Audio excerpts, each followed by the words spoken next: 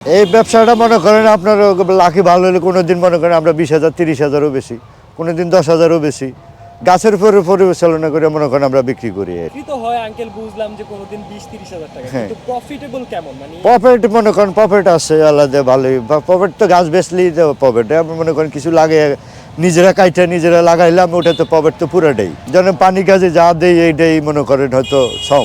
এই মনে করেন সপ্তাহে 2বার পানি দিতে হয়, আবার মনে করেন কোনোটায় ফুল আসে না, ওটার জন্য ফুলের জন্য আবার কিছু সার ব্যবহার করতে হয়, কিছু আবার ওই ওষুধ মারতে হয় পোকামাকড়ির জন্য। ওষুধ মারলে স্প্রে করলে মনে করেন ওই পোকাটা চলে গেল।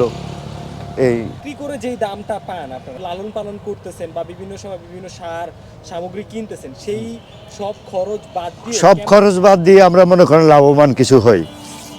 এটা যদি আমি ভাঙিয়ে বলার চেষ্টা করি, ধরেন যে 70% বা 50%, যেমন ভাই ধরেন 70-এর আসে না, ধরেন 40 থেকে 50 পর্যন্ত আসে। 50